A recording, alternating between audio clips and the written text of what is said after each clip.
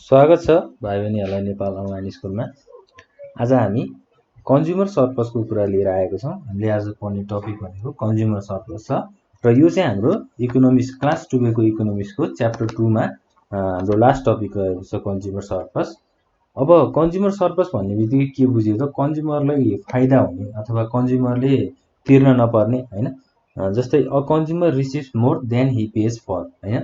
कन्ज्युमरले तिरेको पैसा भन्दा बढी उसलाई नाफा भयो अथवा बढी गुड्सहरु आयो, उसको एडभान्टेज भयो भने त्यसलाई हामीले के भन्छौँ त कन्ज्युमर सरप्लस भनेर भन्छौँ। सरप्लस भनेको चाहिँ बढी भएको हैन। अब यसलाई डेफिनेसनबाट हेर्दाखेरि चाहिँ के भन्न सकिन्छ त भन्दा the difference between the price that the consumer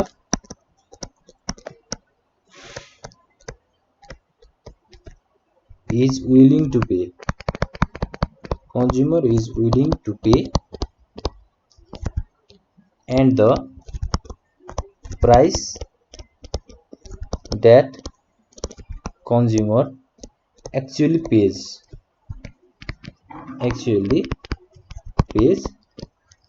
is consumer surplus। के भनेको छ त हामीलाई यो सेन्टेन्सले?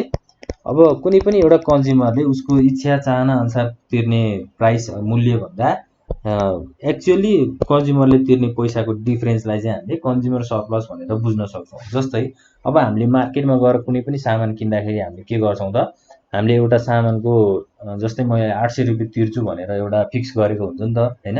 आफूले म यो सामान चाहिँ 800 रुपैयाँमा ल्याउँछु भनेर आफूले फिक्स गरेको हुन्छ। तर अब हामीले सामान एक्चुअली पैसा तिर्दाखेरि चाहिँ कति तिर्न सक्छौं त? जस्तै थोरै पनि तिर्न सक्छौं, बढी पनि तिर्न सक्छौं हैन। थोरै तिरियो भने चाहिँ हामीलाई यसले सरप्लस दिने भयो। जस्तै 800 को सामानलाई 600 रुपैयाँ मात्रै तिरियो भने के हुन्छ त 200 रुपैयाँ बाँकी रहेको चाहिँ कन्ज्युमर सरप्लस हुन्छ। यसरी चाहिँ एउटा एक्जाम्पलबाट पनि हामीले यसलाई बुझ्न सक्छौं। कन्ज्युमर सरप्लसको एउटा डेफिनेसनको रूपमा पनि हामीले लिन सक्छौं। जस्तै अब म्याथमेटिकल वेमा जाँदाखेरि चाहिँ के हुन सक्छ त भन्दा consumer surplus is equal to total amount expected to pay minus total amount actually paid हैन।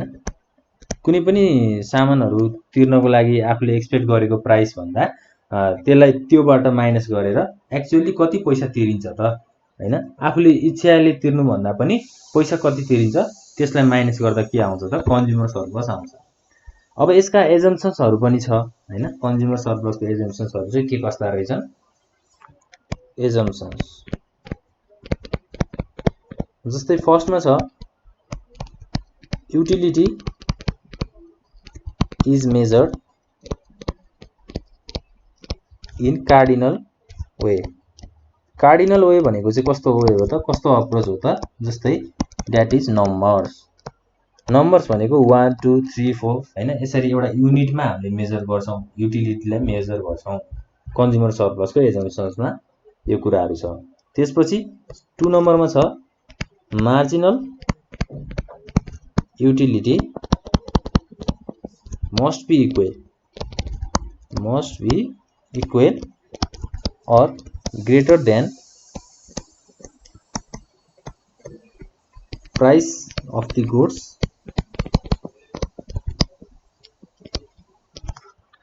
and services।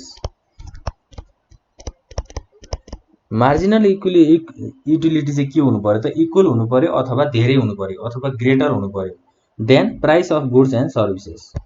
कुनै पनि वस्तुको मूल्य चाहिँ अब मूल्य भन्दा मार्जिनल युटिलिटी के हुनु पर्यो त? त्यो प्राइससँग इक्वल भए पनि भयो, प्राइस भन्दा बढी ग्रेटर भए पनि भयो। यो चाहिँ एउटा कन्ज्युमर सरप्लसको एजम्पसन्स हो। त्यसपछि थर्डमा छ marginal utility of money remains constant हैन। मनीको मार्जिनल युटिलिटी चाहिँ के रहने भयो त? कन्स्टेन्ट रहने भयो। यो कुराहरु चाहिँ के छ त हाम्रो एजम्पसन्स अफ कन्ज्युमर सरप्लस। ल अब हामी के डिस्कस गर्छौं भन्दा हामीले एउटा टेबल बनाउँछौं। त्यो टेबलबाट चाहिँ कन्ज्युमर सरप्लस एक्चुअली के हो त, एक्चुअली कन्ज्युमर सरप्लसलाई चाहिँ हामीले कसरी भिजुअलाइज गरेर बुझ्न सकिन्छ भन्ने कुराहरू हामी डिस्कस गर्छौं। जस्तै अब एउटा टेबल ड्रा गरौँ। यो टेबलमा चाहिँ कन्ज्युमर सरप्लसको सबै डेटाहरूलाई इन्ट्री गर्छौं हामीले। फर्स्टमा युनिट्स, त्यसैगरी सेकेन्डमा एक्सपेक्टेड प्राइस, कन्ज्युमरले एक्सपेक्ट गरेको प्राइस हैन, त्यसपछि उले तिर्ने प्राइस एक्चुअल प्राइस र कन्ज्युमर सरप्लस। के भने त मैले युनिट्स भने, त्यसपछि एक्सपेक्टेड प्राइस भने, त्यसैगरी एक्चुअल प्राइस र लास्टमा कन्ज्युमर सरप्लस। अब युनिट्सको आधारमा चाहिँ जस्तै 1 युनिट भयो भने कन्ज्युमरले एक्सपेक्ट गरेको प्राइस चाहिँ 1000 छ र उले तिरेको प्राइस चाहिँ कति छ त 200। भनेपछि यसमा कन्ज्युमर सरप्लस कति आउने भयो त, हामीले के भनेका थियौं त कन्ज्युमर सरप्लस निकाल्दाखेरि formula total amount expected minus total amount paid. भनेपछि अब एक्सपेक्टेड प्राइसबाट एक्चुअल प्राइस घटाउँदाखेरि के आउने भयो त कन्ज्युमर सरप्लस आउने भयो। जस्तै 1000 बाट 200 घटाउँदाखेरि कति आउँछ त 800 हुन्छ। 800 लाई चाहिँ हामीले कन्ज्युमर सरप्लसको रूपमा लिन सक्छौं। त्यसैगरी 2 नम्बरमा छ एक्सपेक्टेड प्राइस चाहिँ 800 रुपैयाँ छ हैन, 2 युनिटको चाहिँ एक्सपेक्टेड प्राइस 800 रुपैयाँ छ र एक्चुअल प्राइस चाहिँ 200 रुपैयाँ छ। अब के भयो त यहाँ हाम्रो कन्ज्युमर सरप्लस चाहिँ कति निस्किने भयो त 800 माइनस 200 भनेको 600। त्यसैगरी थर्ड युनिटमा जाउँ। थर्ड युनिटमा छ एक्सपेक्टेड प्राइस 600 रुपैयाँ हैन। अब एक्चुअल प्राइस चाहिँ हामीले 200 रुपैयाँ तिर्यौं भनेपछि यसमा कन्ज्युमर सरप्लस कति आउने भयो 400 रुपैयाँ आउने भयो। त्यसैगरी 4 युनिट्समा जाउँ। 4 युनिट्समा 400 रुपैयाँ चाहिँ एक्सपेक्टेड प्राइस छ, तिरेको प्राइस चाहिँ 200 रुपैयाँ छ। 400 माइनस 200 भनेको कति हुन्छ त 200 हुन्छ। यो भनेको चाहिँ के भयो त एउटा हाम्रो कन्ज्युमर सरप्लसको इक्जाम्पल हैन। जस्तै अब 5 युनिट भयो भने के हुन्छ त 200 रुपैयाँ चाहिँ हामीले एक्सपेक्ट गरेको प्राइस छ र 200 रुपैयाँ त्यही प्राइसलाई तिर्यौं। मैले अघि डेफिनेसनमा के भनेको थिएँ त मार्जिनल युटिलिटी के हुनु पर्यो त ग्रेटर हुनु पर्यो अथवा इक्वल हुनु पर्यो भनेर भनेको थिएँ हैन। अब यहाँ के भयो त इक्वल भयो नि, इक्वल भइसकेपछि 0 आयो हाम्रो कन्ज्युमर सरप्लस र टोटल गर्दाखेरि लास्टमा के हुन्छ त्यो टोटल गर्नु पर्यो। अब लेस भयो भने हाम्रो यो कन्ज्युमर सरप्लसले लिन्छ त लिँदैन नि। के भनेको थियो त एजम्पसनमा marginal utility must be equal or greater than price of the goods and services. भनेपछि इक्वल पनि भयो र माथि के भयो त ग्रेटर पनि भयो मार्जिनल युटिलिटी। एक्सपेक्टेड प्राइसलाई चाहिँ हामीले मार्जिनल युटिलिटी पनि भन्ने है, यो हाम्रो छुटेछ मार्जिनल युटिलिटी भन्छौं ल। अब इक्वल पनि इक्वलको कुराहरु आइसकेपछि हामीले टोटल गर्ने। टोटल गर्दाखेरि चाहिँ अब मार्जिनल युटिलिटी कति छ जस्तै 1000 प्लस 800 भनेको 1800 भयो हैन। त्यसैगरी 1800 प्लस 200 भनेको 2000, 2000 प्लस 600 प्लस 400 भनेको 3000 टोटल भयो मार्जिनल युटिलिटी। त्यसैगरी एक्चुअल प्राइस टोटल गर्दाखेरि कति आउँछ त 1 2 3 4 5 2 5 जा 10 भनेको 1000 भयो।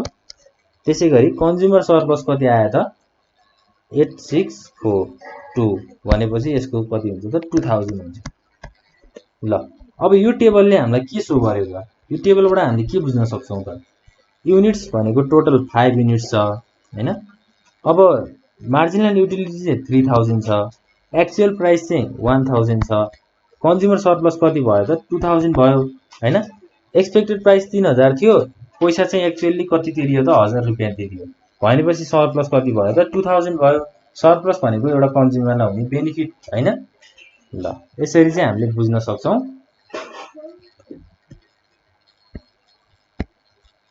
हाम्रो कन्ज्युमर सरप्लसको बारेमा चाहिँ यति नै कुराहरु छ हैन क्याल्कुलेसन गर्ने। अब कन्ज्युमर सरप्लसको इम्पोर्टेन्समा जाउँ। कन्ज्युमर सरप्लसका महत्वहरु के कस्ता छन्। Importance of consumer surplus. अब फर्स्टमा छ फिस्कल पोलिसी। एउटा त फिस्कल पोलिसी भनेको गभर्नमेन्टले इम्पोज गर्ने अब फिस्कल पोलिसीमा चाहिँ गभर्मेन्टले बनाउँछ, रुल्सहरू बनाउँछ, रेगुलेसन्सहरू बनाउँछ। त्यसमा चाहिँ अब उसले ट्याक्सको कुराहरू, ट्याक्स रेटहरू राख्छ होइन, कति कुन सामानमा कति ट्याक्स लिने हो। अब कन्ज्युमर सरप्लस हुने सामानहरूमा, त्यो टाइपको सामानहरूमा चाहिँ ट्याक्सहरू धेरै लगाउने होइन, कन्ज्युमर सरप्लस नहुने सामानहरूमा चाहिँ ट्याक्सहरू नलगाउने, यस्तो खालको फिस्कल पोलिसीहरू चाहिँ गभर्मेन्टले बनाउन सक्छ। त्यसै गरी अर्को छ डिटर्मिनेसन अफ प्राइस। 2 नम्बरमा डिटर्मिनेसन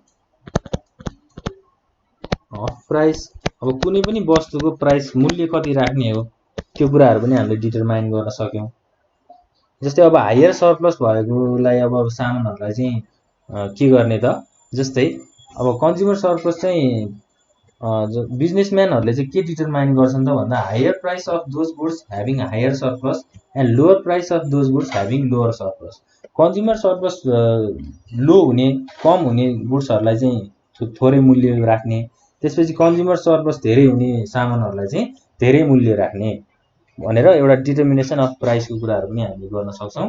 त्यसै गरी थर्डमा छ डिस्टिङ्ग्विस बिट्विन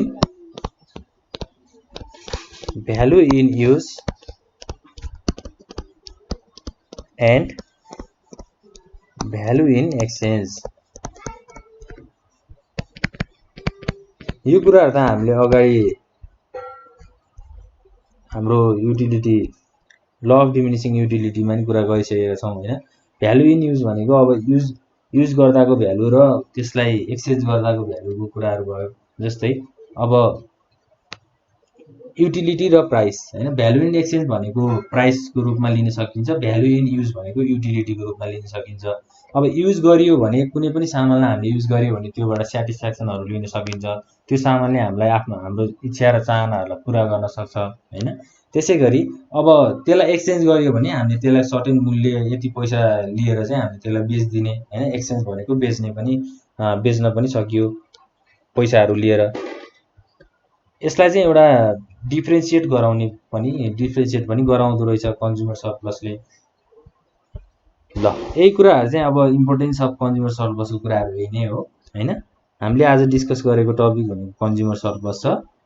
यसको डिफिनेसन्स हेऱ्यौँ सुरुमा, त्यसपछि कन्ज्युमर सरप्लस निकाल्ने एउटा फर्मुला पनि हेऱ्यौँ, त्यसपछि एजम्पसन्स, र हामीले बुझ्नै पर्ने कुरा चाहिँ यो टेबलमा छ। यो टेबलले चाहिँ हामीलाई कन्ज्युमर सरप्लसको सबै कुराहरू चाहिँ बुझाउँछ है। अब मार्जिनल युटिलिटी चाहिँ ग्रेटर हुनु पर्यो अथवा इक्वल हुनु पर्यो भनेर हामीले सुरुमा थाहा पायौँ होइन।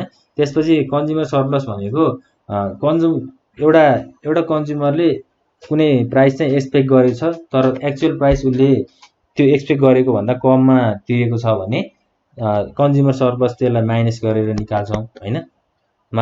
Expected price minus actual price, यसरी चाहिँ हामीले कन्ज्युमर प्राइस सरप्लसलाई पनि डिटरमाइन गर्न सक्यौँ। त्यसपछि लास्टमा छ इम्पोर्टेन्स अफ कन्ज्युमर सरप्लस। ल, अब यति कुराहरू चाहिँ राम्रोसँग पढ्नु होला, नोट बनाएर आफूले पोइन्ट वाइज चाहिँ एक्सप्लेन गर्नु होला। र यो फिगरहरूलाई, यो टेबलहरूलाई चाहिँ अब इन्टरनेटमा पनि प्रशस्त रूपमा पाइन्छ, त्यसपछि बुकहरूमा पनि पाइन्छन्। यो कुराहरूलाई बुझ्नु होला। कन्फ्युजन भएमा चाहिँ हामीलाई कमेन्ट बक्समा कमेन्ट गरिदिनु होला। यति भन्दै आजको क्लास यही हुन्छ। Thank you.